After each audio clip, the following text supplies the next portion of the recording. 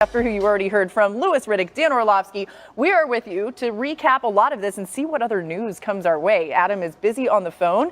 We'll continue to see what he has, but let's focus in on the Jets and what they did. You guys, it's been a rough couple of decades for the quarterbacks in New York. The Jets have the worst total QBR since the metric began in 2006. They haven't had a 4,000-yard passer since Joe Namath in 1967, who happened to be the first 4,000-yard passer in NFL history. We've got Mina Kimes joining us as well. Okay, she'll be here with us a little bit later on. Hey, Mina, there she is. All right, so let's start with this Jets news and what's happening with Justin Fields going there. Mina, you go first. You like this addition for the Jets? You know, I do, Laura. First, I'll say I know that number maybe takes folks by surprise, but it's really a one-year deal, and then they can reevaluate next year, and it's obviously nowhere near even the middle of the quarterback, how much quarterbacks are paid these days in the NFL.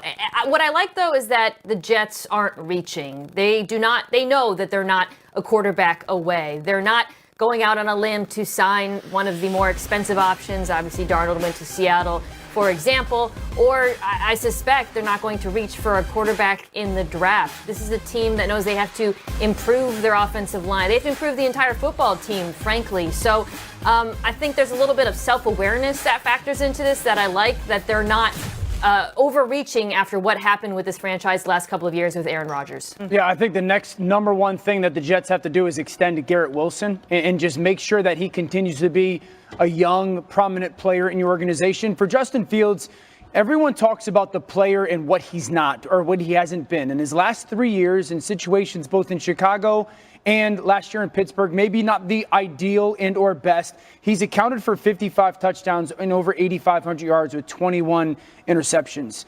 It's not top 5 quarterback, but there's some stuff still there that if you're the Jets, you're going, all right, this gives us a quarterback that we think if we build a decent roster around, we're going to compete in every game. And I think for Tanner Engstrand, who's their new offensive coordinator, comes from Detroit, the number one thing, he's not Jared Goff.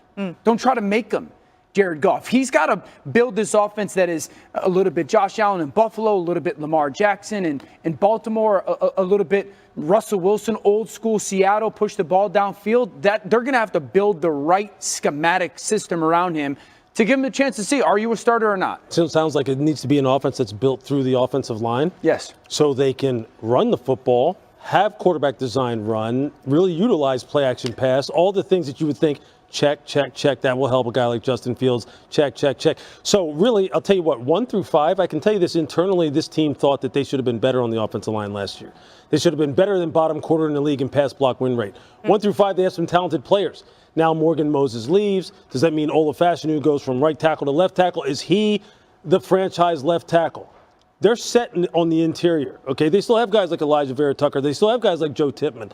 These guys have to be better, though, as a unit in order for Justin to really get the kind of production that they need and see if he can be a consistent starter, a winning starter. They pick at 7 in the draft. You wonder if they could grab offensive line talent there. There is some certainly that would be available. All right, we've got a lot more to get to. Let's get to Sam Darnold and his deal with Seattle. He had a career year last year, going 14-4, including the playoffs. He was 14 games under 500 as a starter in his first 6 seasons, but Darnold did struggle when it mattered most. The Vikings lost in Week 18 to the Lions with the chance to clinch that 1 seed when they lost to the Rams in the wild card, of course, 8 days later.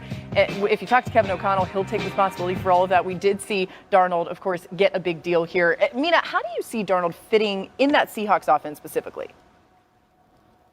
Yeah, well, let's first start with the decision-making, I think, in Seattle. What they essentially did here was they decided they would rather have Sam Darnold, $36 million APY. Gino's probably going to be about $10 million more than that. So you get those savings, you get the third-round draft pick, and then a quarterback who I suspect they believe is a better fit or a very good fit with Clint Kubiak's offense, which, of course, has some similarities to Kevin O'Connell's in Minnesota.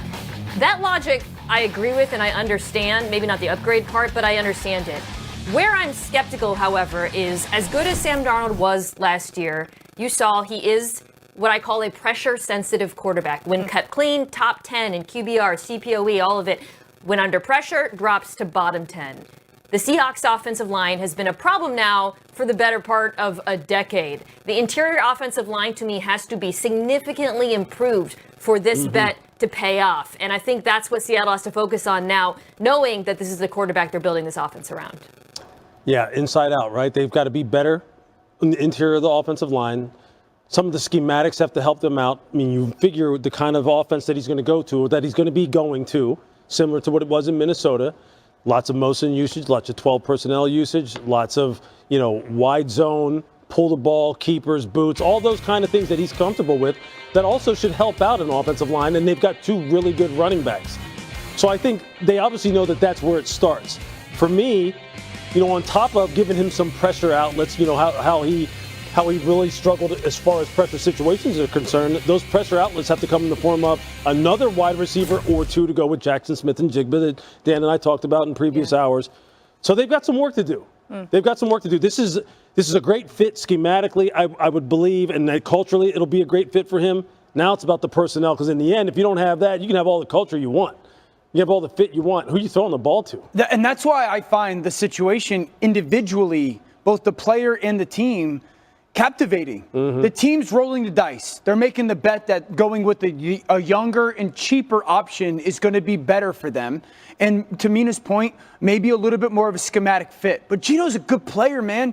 And Gino navigated that bad offensive line poorly. So the team is making the bet. And then Sam Darnold's making the bet as well. Yeah. This is not Minnesota. This is candidly a little bit like representative of what Sam has been in his NFL career when it comes to, okay, maybe not a ton of help, a bad offensive line, a good receiver in JSN. So, Sam is banking on the trust being built up and being like, you guys are going to support me the way that Minnesota did, so I don't have this one-year wonder. And I think both got a hit for it to work. Lots of time to make more moves, so we'll see what Seattle does. Also, Mina, as a sympathizer, congratulations. Your Seahawks get Sam Darnold. She's like, it's a Never loaded thought the story compliment. would end this way, but here we are. I know.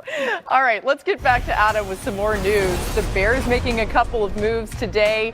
And here you see Brady Jarrett, one of the later moves that just came down. Go ahead, Adam. What do we know about this one? Dan Ward. Maybe it's somebody else. We'll see how it works out. But Dan Moore gets done a 4-year, $82 million deal. And this just in, the Texans are trading 5-time Pro Bowl offensive tackle Laramie Tunsil to the Washington Commanders. That package of picks includes a 3rd-round pick in 25, a 2nd-round pick in 26, a 2026 4th-round pick. So those are the picks that are going back to Houston. Again, I got the picks. I'm trying to sift through it here as we're doing TV. Yeah, totally. Go ahead, Louis. You like what Adam Peters, the general manager, is doing from a planning standpoint.